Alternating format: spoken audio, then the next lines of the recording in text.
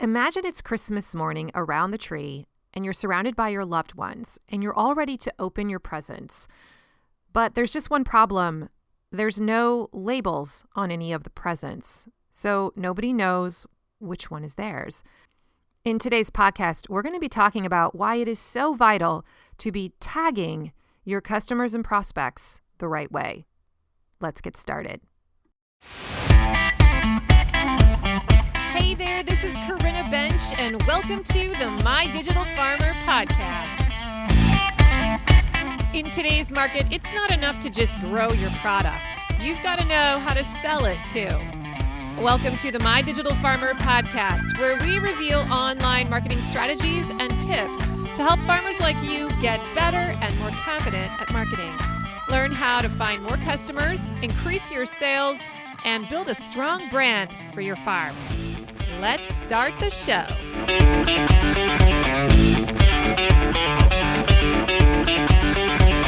Well, welcome to episode 233 of the My Digital Farmer podcast. I am your host, Corinna Bench, one of the farmers at Shared Legacy Farms out in Elmore, Ohio. I'm also the founder of mydigitalfarmer.com, which is all about trying to help other farmers like you get more confident in your marketing and sales strategy so that you can build your marketing machine and grow a profitable business. How's everyone doing today? Welcome back to the show. Big shout out to all of you regulars of mine that tune in every single week. If you're new to the podcast and this is your first time here, I am so glad you're here. Welcome. Make sure you subscribe to the show and go check out some of my back issues. I've got a lot of good stuff in these 200 plus episodes. And I always encourage new people to start at the beginning, at the very first 10 episodes, because I did design those long ago, very intentionally, as an on-ramp and an onboarding into the marketing space. So if you're a little green, that's where I should send you. I also have an amazing onboarding process when you get onto my email list. So if you join my email list, I send you a weekly email for like 3 months, and each of those emails is curated and designed to slowly drip out like a crash course in marketing to you and give you freebies and foundational principles and point you to awesome episodes and just put a ton of awesome information into your head that you can use and be practical with and be very tactical with. So you can get onto that list by going to mydigitalfarmer.com/subscribe. That's mydigitalfarmer.com/subscribe. Super easy to remember. Today's podcast is sponsored by my friends at LocalLine. It's official. LocalLine has launched their new and highly anticipated subscriptions feature. Now, creating subscriptions for your customers has never been easier. Subscriptions allow your farm to turn one-time orders into recurring revenue. Use LocalLine's subscription feature to run your CSA or increase your cash flow and increase customer loyalty. Subscriptions is very flexible. You can add, edit, and cancel subscriptions at any time in your back office and allow customers to manage their settings and add one-off purchases to their orders. You can also offer different subscriptions for different customers, like a standing order for chefs and a CSA box for CSA members. LocalLine's subscriptions feature also supports variable weight products like meat and seafood, so you can offer subscription products to all your customers, no matter what you sell. In addition to all of that, LocalLine subscriptions is very affordable. You can add it to your LocalLine account for just $25 a month. Now, for podcast listeners of the My Digital Farmer podcast, LocalLine is offering a free premium feature for an entire year when you sign up using my coupon code, MDF2023.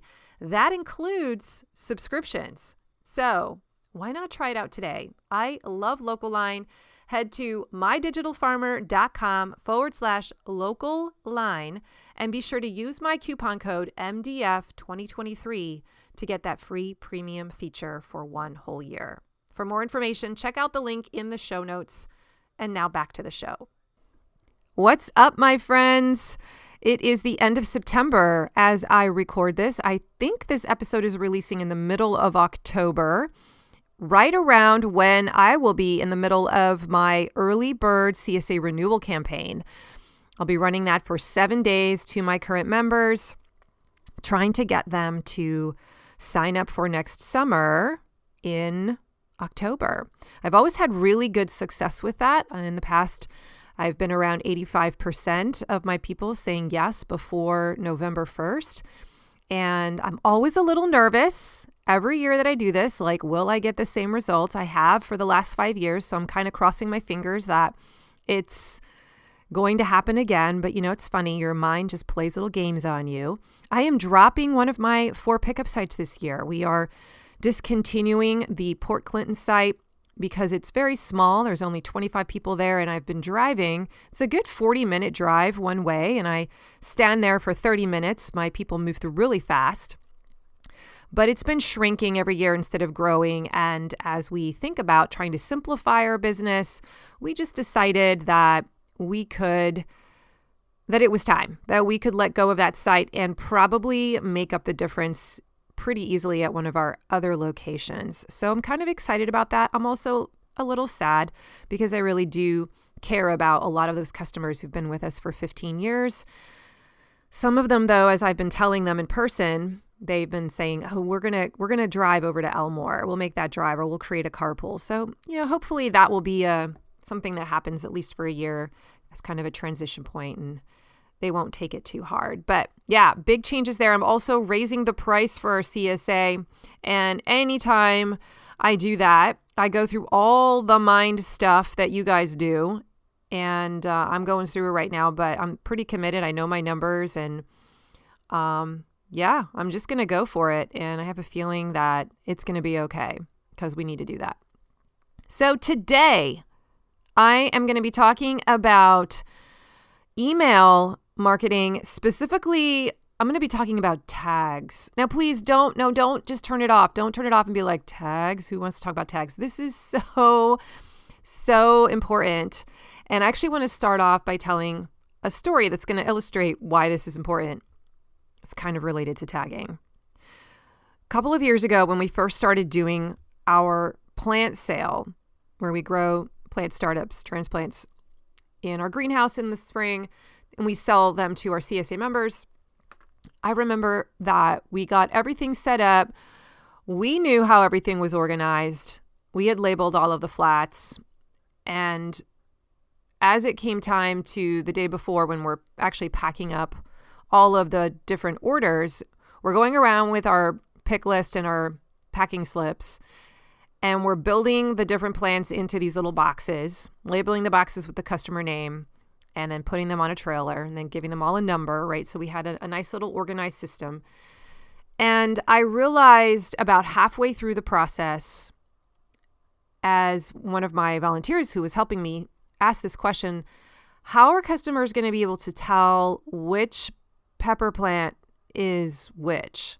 Or how is this customer going to know that that's the cherry tomato plant and that's the heirloom tomato plant? And I thought, oh, crud. So I knew what they were because I'm kind of savvy with that. And we knew what they were as we were putting them into the box, because that particular flat or whatever container with all the different transplants in it was labeled. But we didn't have individual markers, like tagging markers in those potted plants. And so you know what we had to do? We had to go through all of the orders that we had already boxed, and we had to create individual. I remember we had popsicle sticks. I went out and ran and got popsicle sticks because we were not prepared. And we had to handwrite each variety onto popsicle sticks and individually stick them into all of the pots again. And I'm sure I got a few wrong, but still, it was super tedious. And not only that, but we had to do them for all of the future orders because none of the individual transplant pots had been labeled that way. Okay. Total rookie mistake. This was obviously the first year we had ever done a spring plant sale. I'm sure you guys are all rolling your eyes going, really, Corinna? Yeah, really. We did that. And so I remember to this day how that just lengthened our pack time incredibly. And obviously the next year we didn't make that mistake. We got a whole bunch of those printed and we stuffed them into the individual pots as they got repotted. Now, the moral of that story is that tagging is incredibly important and incredibly valuable. If my customer takes a big box of 15 transplants home and they can't tell the difference between 5 of the different tomatoes, they're going to be confused. And it might kind of create complications in the process of planting their garden bed. Maybe they end up doing it incorrectly, or some plants end up in the shade or whatever because they didn't have that information, right? So today I want to talk about tagging, but maybe not tagging our products. I want to talk about tagging our customers. Have you thought about tagging your customers? What if you could keep track of your clientele list or even your leads list and tag them with specific markers that give you important information about them that allow you to better communicate with them, to better serve them, offers that apply to them, or filter out certain offers that wouldn't apply to them. In the world of email marketing, there is the ability to create a tag, multiple tags for a customer. And when we leverage that ability in our email service provider, it really opens the door for us to provide a very personalized message to a small segment or a large segment of our audience.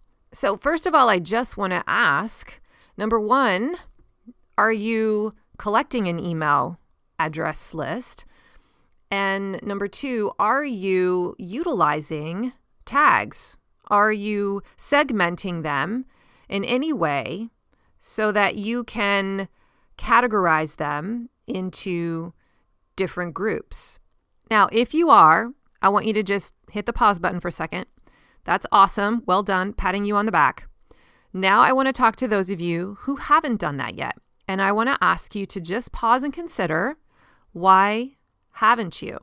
So it may be that you haven't done this because your email service provider doesn't make this super easy to do, where it's a little clunky to have to set up multiple lists, or maybe you're not quite sure, even if I set up these lists, well, then how would I filter out certain people, or how would I send an email to some of them but not others? You're just not quite sure of the actual technical aspect, and that's holding you back. Trying to figure that out feels like a hassle, and so you just don't want to work on it. You keep putting it off, and as a result, you find that you're not sending emails as much as you probably could be. So the actual software is putting speed bumps in your path and keeping you from doing the things that are required to actually earn revenue. I want you to just pay attention to that, because email marketing is a huge bombshell. Like, it can give you really great consistent revenue, but if your tool is clunky, it's going to keep you from wanting to use the tool, and then you're not going to do it, and then you're not going to make the revenue. So if you need to switch email service providers, like, maybe you need to do that. I'm just going to put that into the space. Maybe you need to look at another one that isn't confusing, or that's going to allow you to do the things that actually help you generate revenue with email marketing, like being able to tag, like being able to set up automations easily, like being able to put email nurture sequences together, and so forth. Maybe it's worth finding a email provider that's going to really let you leverage that and become a powerhouse with email marketing. Now, another reason that maybe you haven't set up tags is because you don't know what tags to set up. And that, my friends, is why I made today's episode. I actually get this question a fair amount from farmers when they hear about this concept of tagging. They're like, oh, you can do that? Well, how would you do that? And then the next question is, well, what kinds of things would I want to tag people with?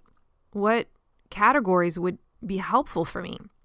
And that is what I want to chat with you about. I have a whole list of different tag ideas that I'm going to spend the rest of this podcast episode sharing with you. So you're going to discover how tags are going to allow you to target your specific email message and your promotions, if you have them, to the right audience, because nothing is worse than sending an email that's written for a specific type of person with a specific voice or a specific offer to someone for whom it is completely irrelevant. I mean, imagine you have a bunch of meat that you are selling as a product and you accidentally send it to people who can't eat meat or don't want to eat meat, right? That would definitely turn them off. So we want to avoid that. If you have the ability to tag and mark people, then you know, oh, I will exclude those people from this kind of communication. It can be very powerful.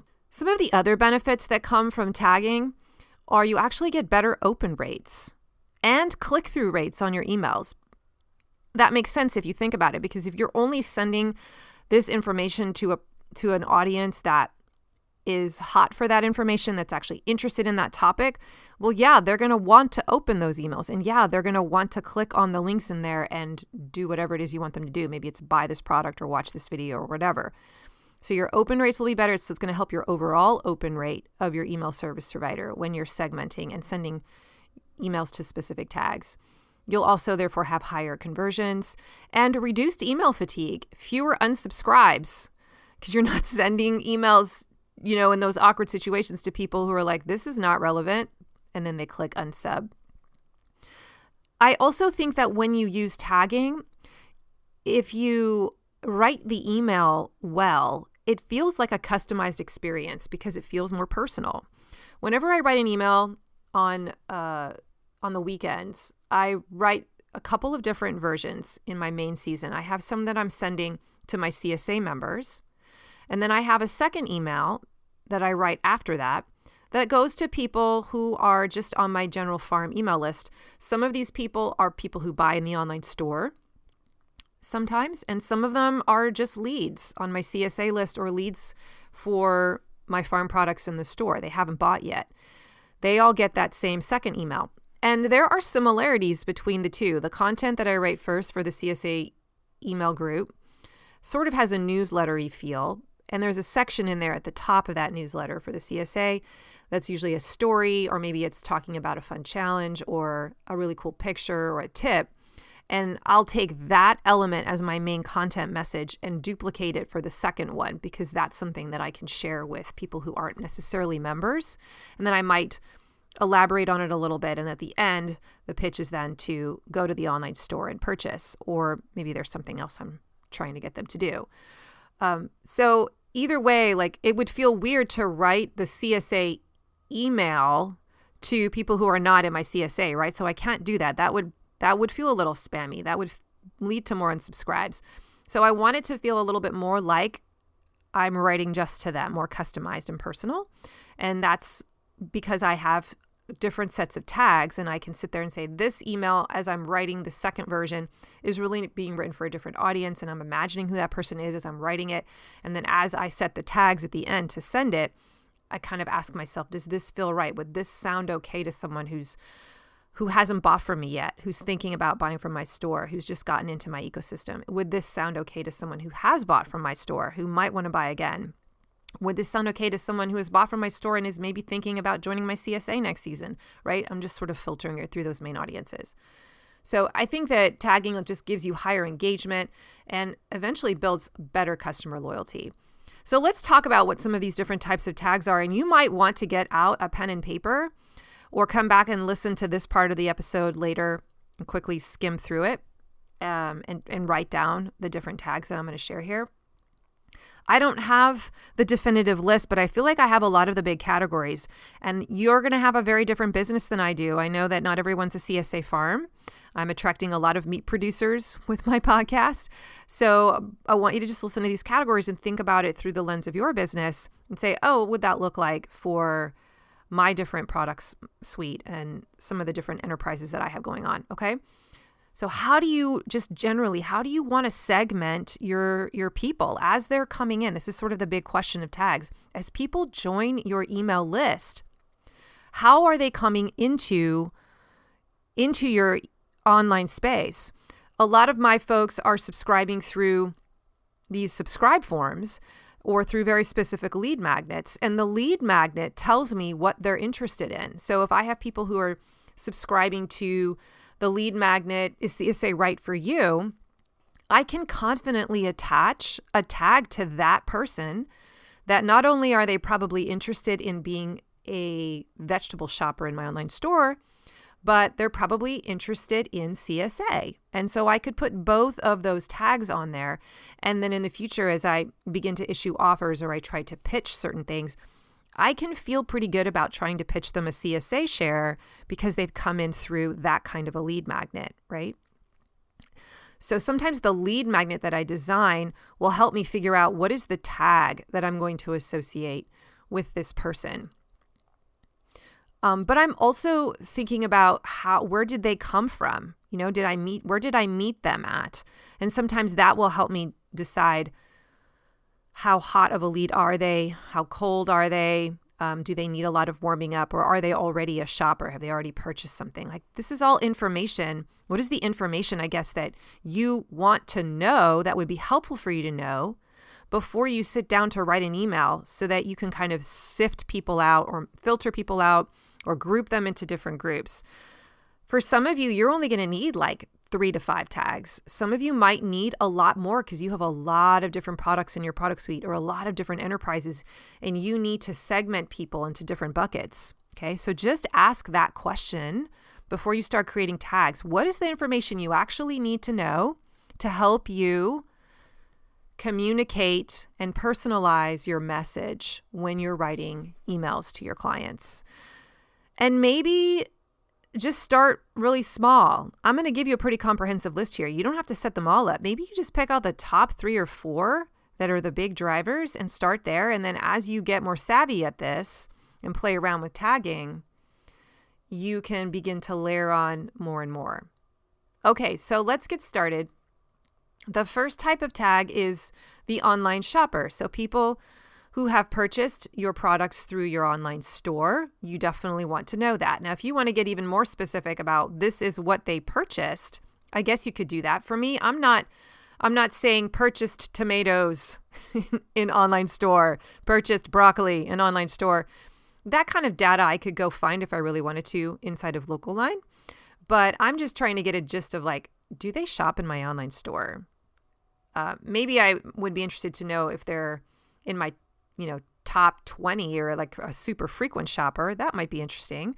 But would I really use that information? Would I categorize or pull certain people out based on that? No, probably not. So I just want to know, do they shop in my online store or not? Because I'm going to pitch them offers for sure if they have. Now, you could be providing your online shoppers with exclusive online offers from time to time, or delivery updates, or maybe if you want to get them to do a subscription or to graduate to a subscription service or to graduate to a CSA type thing, you can target a very specific group of people with this tag because they have already been shopping pretty regularly with you in the store. And then you can say, well, maybe it's time for the next step, right? So knowing this little piece of information will give you some valuable intel to help you decide where should I lead them next.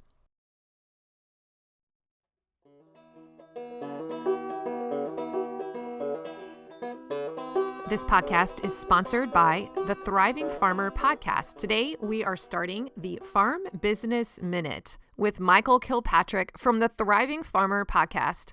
For the next 8 weeks, Michael will be sharing a quick farm business tip. Let's dive in to the question of the week. So, Michael, tell our audience, how do you decide how much to mark up a product? What is your advice? Yeah, so this is a great question, one we see all the time, because as farms start to expand, typically they want to bring in someone else's product, because you and I both know one of the easiest ways that additional revenue is to start making other offers from other people, which is selling their product as well.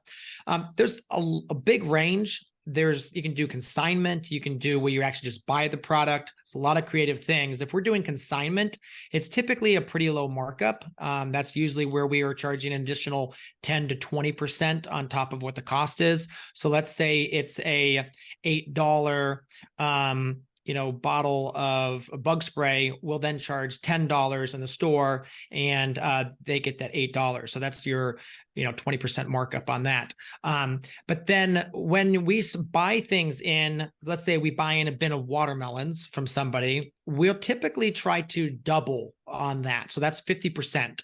And the reason for that is because there's a lot of costs in selling that product. You have credit card fees, you have labor fees if you have a farm market or staffing that, you have a product that can go bad. And again, there can be all sorts of relationships worked out and around that. So let's say someone is, delivering that watermelon to you, as well as if anything goes bad, they're willing to take it back. Then we will be much more willing to have a lot less of a markup on that, because we know that we have a lot more room in that.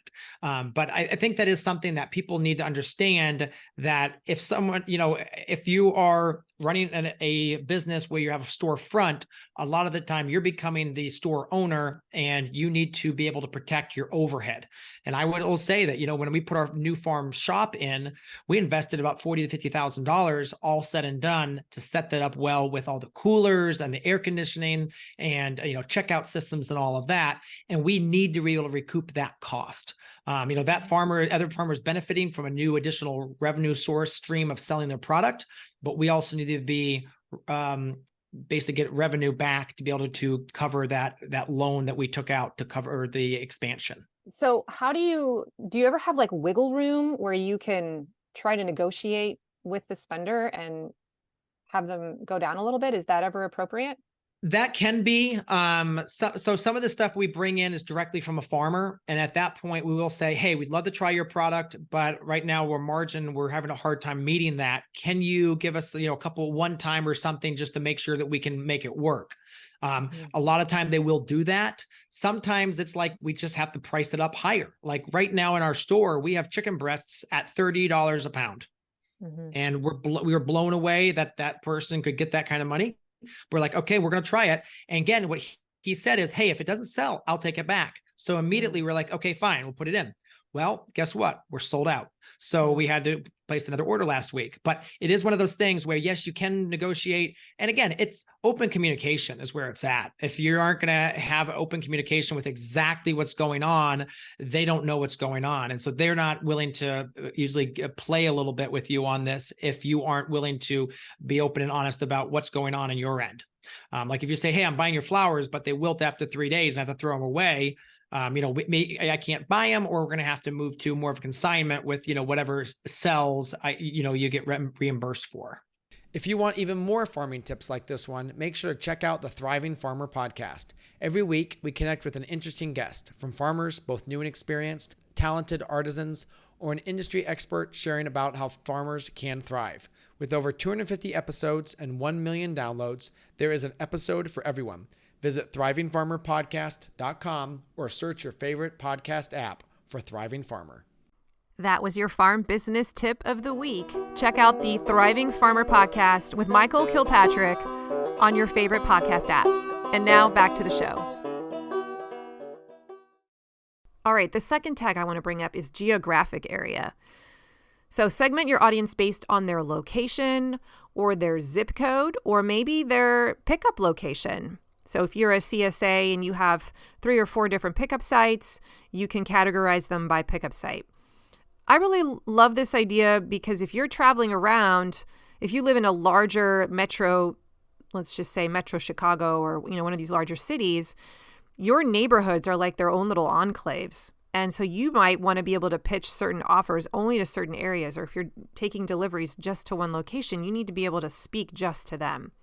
So you can send very location-specific updates and offers or event invitations or market availability information that are really just tailored for that area. So that's something you could think about doing.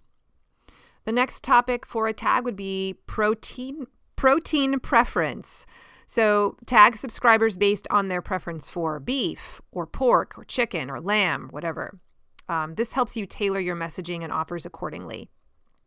Farmers market shopper, another type of tag that we used to use. We no longer go to the farmers market, but if I needed to send a very specific message to the people that always come to our booth every single week, like, hey, we're not going to be there today, or we're coming late, or hey, we're bringing a whole bunch of extra carrots. We know you guys love them. Make sure you show up, right? I can send that email just to my farmers market shoppers. So updates on your market schedules, any special promos, or location-specific offers. Another type of tag would just be something like a CSA customer. So any of these larger enterprises, you want to make sure you know these are my CSA clients. I actually have tags every year. I make a new one. So I have CSA 2022, CSA 2023, CSA 2024, because not everybody renews.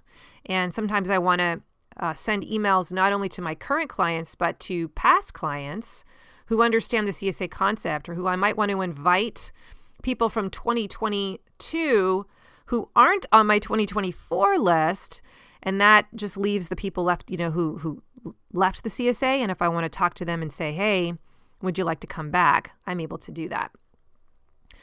Bulk buyers is another great tag. If you have certain people that only shop from you or always buy like a big haul of tomatoes from you or a big haul of cabbage or whatever, and you want to let them know, hey, this is coming. Or maybe they're always getting a side of beef from you once a year. And you have a whole bunch of people that do that. You can tag them as this is something that they have bought in the past. And then when you have more inventory available, you can reach out to them. Another category is what I would call interest tag. So in my case, this looks like interest CSA or CSA lead. Now, maybe you don't have a CSA, but you have some other type of bigger ticket product, and you're trying to get people interested in it, and you're trying to get people on like a leads list for it, a wait list or a leads list. So you could come up with the word for that product and then the word lead. So tag subscribers who have shown interest in your lead magnet for that particular product, and then follow up with them with an automated sales sequence that you've pre-written to try and pitch that product. Or when you have your annual promotion period where you're trying to really promote the CSA or whatever it is, you can reach out to the people who have that leads tag or that interest tag and pitch that very specific promotion. Seasonal promotion tags. So this is where you tag subscribers based on the seasonal promotions or events they have engaged with in the past. For example, people who have participated in a holiday special, or they maybe come to a summer barbecue promo or one of your Oktoberfest events or some kind of special harvest dinner, right? And you're pretty confident that they might want to come back and that's part of their routine and their ritual, their family habit, then you would reach out to them with another email and let them know, hey, this is going on again. So whatever those tags might look like, whatever that seasonal promotional looks like, just got to name it properly, right?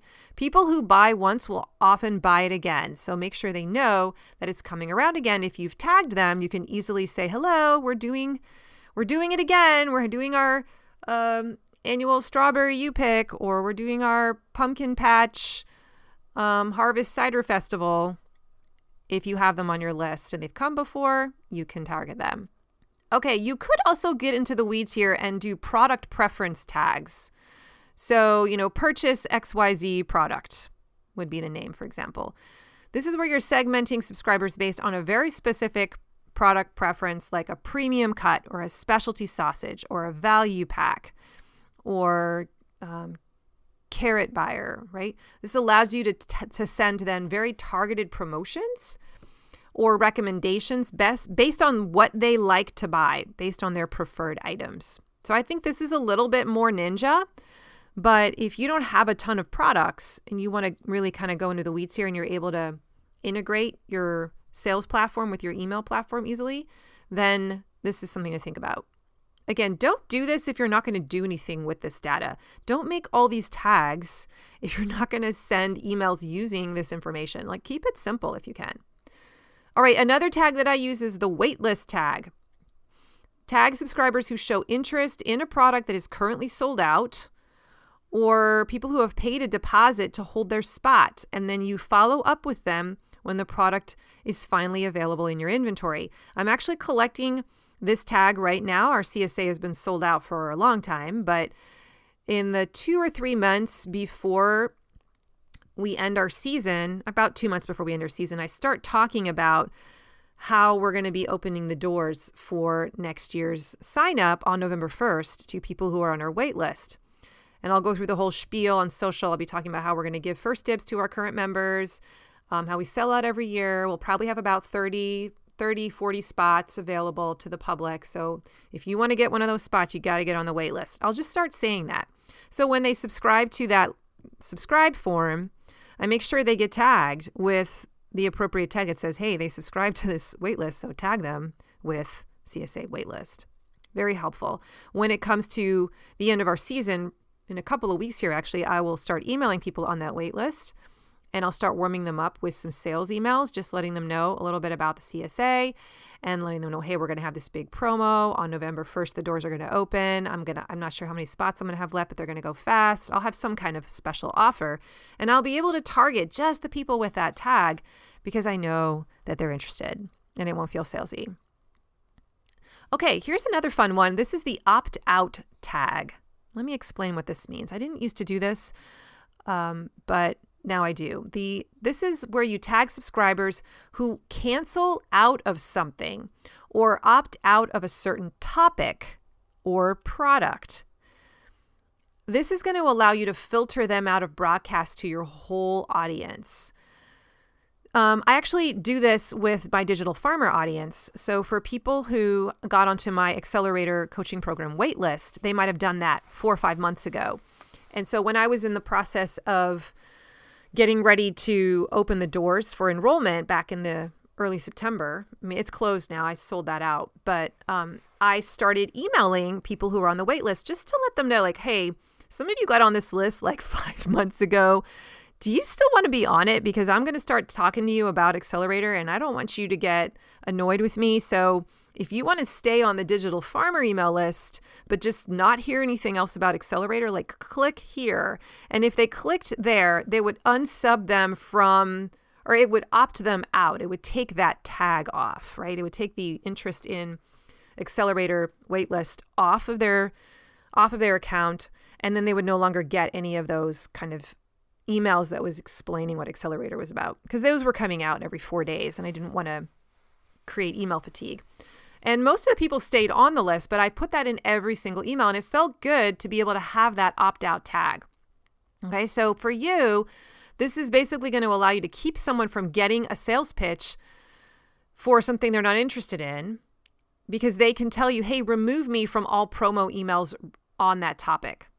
So as long as you have an opt-out tag, that's very easy to do in an email provider like ConvertKit, for instance. Incidentally, if you are looking for what email service providers I recommend, like I'm not a fan of MailChimp. I'll just say that. I know some of you love it and are using it, and that's awesome, but I'm just not a fan.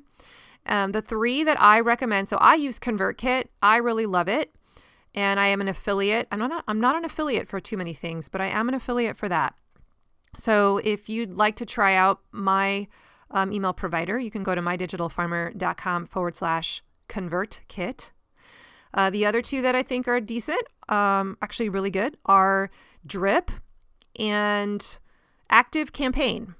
So those are 3 to look at, and you should expect to pay for your email service provider. If you're going to use an ESP for some serious email marketing, if you're going to invest in email marketing and try to get really good at it and build sales automation email campaigns and build a nurture email sequence and build an automation so they all stitch together and set up rules and write weekly emails and be able to put images into your emails, like all the things that just really go deep and do it well, then you need to invest in a tool that's going to support you and help you and make that easy.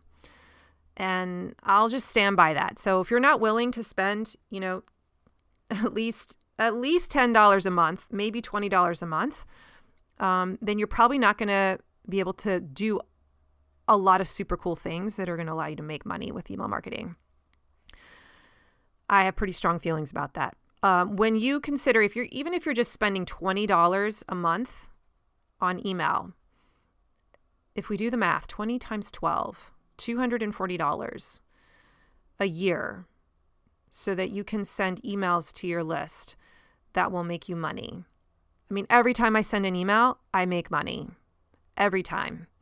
And so am I willing to spend $20 a month so that I can bring thousands of dollars in a month because of that feature? Yes, I absolutely am, all day long. So just something to think about. It's a little bit of a mindset shift. I get it. But I wanted to pause and just share that. Okay, let's go into another type of tag. Oh, I like this one. I'm looking at my notes here. This one is called Inside the Pitch. You could probably think of a better title, but that's what I call it, Inside the Pitch or Inside the Nurture. This is where you tag subscribers who are currently going through some kind of email sequence automation in your email provider so that you have the ability to filter these people out of your weekly emails and keep them from getting email fatigue. Okay, so if you are doing email marketing the way I teach, you're hopefully sending an email out every week or at the very least every other week, even in the off season. And when you learn how to do this well, I teach you how to actually come up with things to talk about so that you're not like, what do I say? So hopefully you're doing this weekly email. Now, if somebody gets tagged, like with, in my case, interest CSA, I have a rule set up inside of ConvertKit that automatically triggers a sequence of emails to start dripping out to them that pitches the CSA. And it takes about 2 weeks for them to go through it. They get an email maybe every 3 days. Now, I don't want that person to also get my weekly email. That's 2 more emails on top of the 7 that they're going to get in 14 days, right? So in order to be able to prevent that from happening, I want to know if they're inside of this pitch. So I create a tag called Inside the CSA Pitch. And then I set up an automation that says when someone subscribes to one of these lead magnets that's related to a CSA, they'll get subscribed to that pitch and they'll also have the tag added inside the pitch. And then when they come out of the email sequence automation, I have a rule set up that says take off this tag, remove the tag inside the pitch. So they no longer have that. And now when I send out a weekly email, they're going to get it. Okay. So it's a really smart thing to have. It just allows you to feel better about not just bombing people with tons and tons of emails. When they're getting some kind of an email nurture sequence, when they first get onto your list, or if they're getting a sales email pitch, you just want to know where they are in your funnel. So having some kind of an identification marker that can get added to them while they're inside some kind of an automation or an email sequence is really, really helpful. So then you can just filter those people out. Okay, other types of tags, event attendees. So this is where you segment subscribers who have attended your farm events, maybe a farm dinner or some kind of agritourism or a workshop or a cooking class. Again, this allows you to follow up with event-specific content, or if you have an exclusive offer for another farm dinner or another agritourism type thing, you can think, well, they're probably going to want to come to this. They'll want to know about it, and they'll be willing and ready to receive that communication. Another type of tag is the new subscriber tag. So this is a tag you apply to people who just get onto your list for the first time, and it usually triggers some kind of a welcome sequence. So these types of folks, I'm sending them down my nurture email automation sequence, which lasts about 2 weeks and is totally just goodwill. I'm not pitching anything. I just share all kinds of fun information and teach them things and share stories. Usually an introduction to my farm. I sort of mention our products and guide them through a journey of my business. This tag, though, eventually does need to be removed after a certain amount of time has gone by.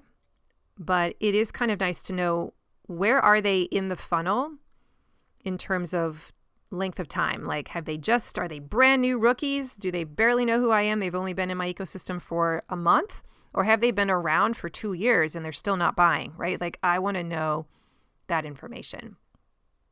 Now, I think that you should be filtering out new subscribers, anyone with this tag, from your weekly emails until they have completed their welcome sequence or that email nurture sequence. So this is another example of kind of like inside the pitch. It's almost like inside the welcome, just so you know how much of a newbie are they.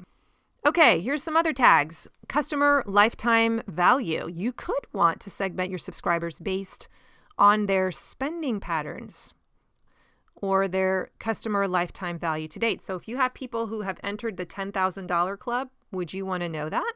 Would you want to tag them with like, these are my big spenders, my big buyers? I think this helps you identify your most valuable clients, and you could issue them exclusive benefits or give them some VIP treatment or loyalty rewards or come up with a present or special offer. I haven't actually done this yet. I need to go through and just run a report in Local Line and find out what is the customer lifetime value, sort it that way, and then take my top 25, 30. I guess what I'll probably do is look at the number value and decide a cutoff point based on the amount of revenue. And then anybody that's above that revenue line will get this tag. And that will kind of help me know, oh, these are people that when I have special offers, they'll probably want to buy it because they buy like everything. They already buy a ton of stuff. So they'll probably want to buy this too. And I'll make sure that they know about it. Or if I have only a little bit of something, if I have a smaller inventory, then I will know that I can send this offer just to my high lifetime customer value folks, almost like a reward, but also with some confidence that they'll clear out that inventory very fast. Purchase frequency is another type of tag you could apply. So based on how often they're coming and purchasing from you. I don't know if this is helpful for me, but for some of you who go to the farmer's market, this might be helpful to track. You might want to know, how often are these people actually buying from me? So are they coming every single week? Are they coming once a month? Are they coming once a quarter? Are they coming just for special seasonal times of year?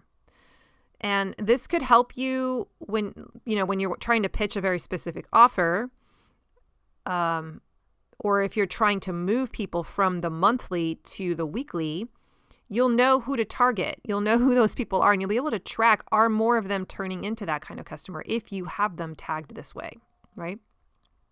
So I just think that this kind of tag would help you understand their engagement level and try to offer them some incentives to graduate to the next level of buyer frequency.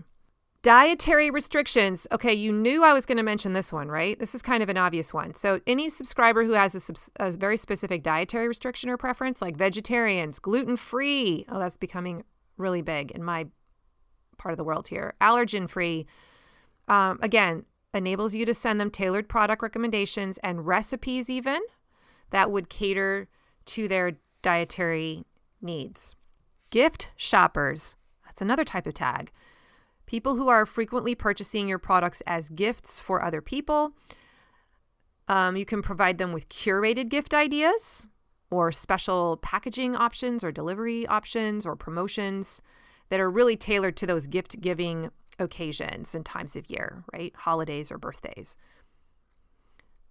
If you have things, this doesn't apply to me, but like I wrote down things like grill master, canning master, fermentation master, like people that are interested in certain ways of cooking, especially if you're like a meat producer. I could see this potentially being a tag. People who have demonstrated an interest in grilling or barbecue. I see this potentially being helpful if you want to do some email marketing stuff, like where you're teaching people how, like grilling techniques or marinade recipes or grill specific product promotions, or if they're into fermenting, like you could have a whole almost like nurture sequence that's teaching people all about fermenting and how to do it. And then there's offers on the back end. Same with canning, like all the different things you need to know for canning. I actually do have an email nurture sequence that teaches people everything they know to become a canner. And then at the end, I'm talking about, how to buy tomatoes in bulk, and here are the 4 different things that you could buy in bulk at the end of the season from our farm: beets, cabbage, tomatoes, and I'm spacing right now, but you get the idea. If I know that they are canners, if I know that they're into fermenting, then I can do that sort of thing. Okay, that was a pretty massive list, but hopefully that got your mind spinning. I want you to write those down and do a little bit of work on how can you customize some of those ideas for your business. And I want you to circle the 2 or 3 or 4 or 5 that really jump out at you, that you feel like would help you categorize your email list in a way that's helpful. Listen, you could apply all of these tags. I could apply all of these tags to all of my clients. And that would be a fair amount of work on the front end to do so. Some of those tags, honestly, probably wouldn't be super helpful. You wouldn't end up using them. So don't waste your time. Figure out what are the ones that are actually going to help me better communicate with my audience. Here's why I want you to do this, because I'm worried that some of you are not sending out emails or offers because you just don't have your list organized and you're worried about, well, this isn't going to feel relevant because I just have a massive list. Like I just have 200 people or 1,000 people, whatever your number is, or 50 people, and they're just all on one list. And I don't know where they are on the map. And I don't want to send this generic list to everyone that doesn't feel personal. And some people are going to be like, what? This doesn't make sense. Because you just haven't done the work of tagging. And so therefore you don't send any emails. That's what I'm worried is happening. So I want you to do the work of figuring out, number one, what are the tags that I want to use that would be helpful, that would actually make me then write emails to people. And I promise you that when you actually start making offers and writing emails, you will make more revenue. Okay. So this is important. This is important to figure out. But then I want you to think about, when am I going to apply these tags? Now you can go in and manually do this work, and you might have to do that on the front end this one first time. Just go in and sort your list, or go into your e-commerce platform and run some reports and figure out, okay, who are all the customers that buy meat and who are all the customers that are my subscription members, and transfer that stuff over through, you have to create a CSV file and then kind of transfer it over and upload them into your email provider, and then apply the tag at that time, or upload them to a specific list name, right? So you might have to do that work on the front end. And you can also then set up some kind of an automation in your email provider for anything moving forward, so that you don't have to keep doing that manually. Now, I'm going to be honest, like before there was LocalLine and I had a different e-commerce platform, I did not have like an integration set up between my e-commerce platform and my email service provider. And so every week I would have to go in and download a report from my e-commerce provider to find out who were the customers, and then upload that list into my email service provider. That was a pain in the butt. That was like 20 minutes out of my life that I lost every single week. When you can set up an automation so that the two apps talk to each other, then you don't even have to do it. Like you can just go in and say, anytime someone buys from LocalLine, I want you to automatically add them to my email list and tag them as purchase online store. Boom. I set that rule up in 5 minutes through Zapier.com, and I don't have to think about it anymore. It just happens. So choose your e-commerce platform, partly based on its ability to integrate. It'll save you so much time, and it's going to make this little thing happen so that you then feel confident about the accuracy of your list, so that you then write emails, so that you then make money. Okay? So figure out, when are these tags going to be applied? You're probably gonna have to go in and set it all up the first time, re-tag everyone, download lists, get them all set up. But then from that point on, create triggers. Now, I actually have a trigger inside of my email service provider, inside of ConvertKit, where anytime somebody subscribes to a specific type of subscribe form or a lead magnet, I can then make the decision, add this tag. So if they subscribe to the A to Z vegetable storage guide, that's the pop-up on my website, they get tagged with interest online store or interest farmers market or whatever. Okay, I don't tag them interest CSA because I don't know. They might not be into CSA, but I know they're probably into vegetables. If they download one of my CSA lead magnets, though, then I do tag them as interest CSA, right? So I set that rule up inside of my email provider. And that's a feature that comes with a tool like ConvertKit or Drip or ActiveCampaign, okay? Now, you can also set up that trigger with your e-commerce provider if there is an integration between your email service provider and your e-commerce provider. Not all of them have it. So find out from your e-commerce provider if they do that. Say, hey, do you work with Zapier? Does Zapier, allow me to set up a connection between the two of you? If you're not sure what Zapier is, Zapier.com, that's Zapier.com, is a tool that's out there that it basically exists to connect apps to each other. And you have to go into Zapier, subscribe. It's free up to a certain number of zaps per month. But after that, it's not too expensive. But you basically you set up a connection point between two different apps, and you can ask it to do all kinds of stuff for you automatically and behind the scenes. And there is a zap between LocalLine and ConvertKit. I know LocalLine has zaps with a lot of the other email service providers out there, including MailChimp. So just look into that and get that set up. And then once those tags are kind of set on this automation rule, then when you go and send your emails, you can you type it all out. You imagine who you're sending it to, like who am I writing this to? And then when you actually go to send it, you will be able to specify anybody with the following tags, send this email to. And in ConvertKit, I can go even further and I can say, send it to anyone matching any of these tags, but not these tags, right? Like I can do a if, but, then kind of situation, which is really powerful. And then you just watch your stats. You kind of go in and check out your tags from time to time and just see how are they doing. Every single week, I go into my online store stats Google Sheet, and I'm entering in the data from how much revenue do we get from our online store sales and LocalLine, and how many new customers did I get? How much did my email list grow?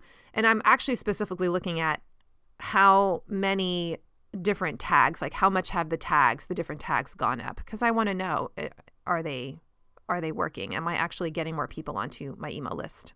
And where are they going onto which tags? Okay, so that was quite a haul. That ended up being a lot longer than I thought it was going to be. I thought this was going to be like 30 minutes.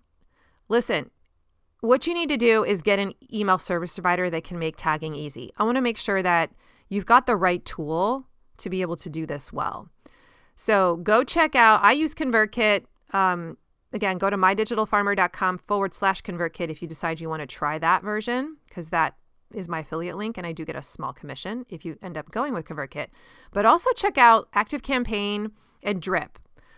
Make sure you find out, do these integrate with my e-commerce platform? That is so important. Otherwise, you're going to be in that situation where you have to go in and do this work every single week of downloading the list from your different platforms and uploading them into your email provider and tagging them manually. That can be a little bit of a drag, but if you have to do that to maintain the accuracy of your list, then that's what you have to do. My homework assignment for today is I want you to pick out, 5 of your preferred tags and go and set them up. Set up those tags in your email provider sometime this week, and then create rules that are going to add that tag automatically based on whatever trigger you want the trigger to be. Whether it's, they downloaded this lead magnet, add this tag. They buy this product, add this tag. And that's it. Those are the 2 action steps, and just see if that creates a little bit more calm in your life. I just feel like you're going to have a little more confidence sitting down, writing your email, knowing that I know exactly who I want to target with this, and I'm not going to have to blast my whole list. I'm going to be able to write this to a very specific segment. And I think it's just going to make you feel better about writing emails, sending emails, and just more confident in general. I think it's going to make you more likely to do it too. Okay? This feels like a drag when you first do it, but once it's done, it's done. In fact, I should make this a project inside of Farm Marketing School or Accelerator, because this can take 3 or 4 hours to set up on the front end. But then when it's done, and you feel amazing about it and you feel confident in your list.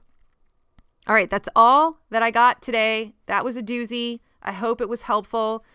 Listen, if you enjoyed this episode, please share it with a friend or go leave me a rating or a review for the podcast. I'm trying to get to my magic number and I'm so close, but December is coming. Please help me.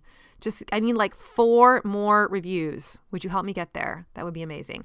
Today's show notes can be found at mydigitalfarmer.com/233. And don't forget, if you want to get onto my email list and learn a ton of awesome things about how to become a better marketer, then go to mydigitalfarmer.com/subscribe, and I will send you one of those email nurture sequences for like 3 months. You're going to get an email from me every single week, and it's going to teach you the ropes when it comes to marketing.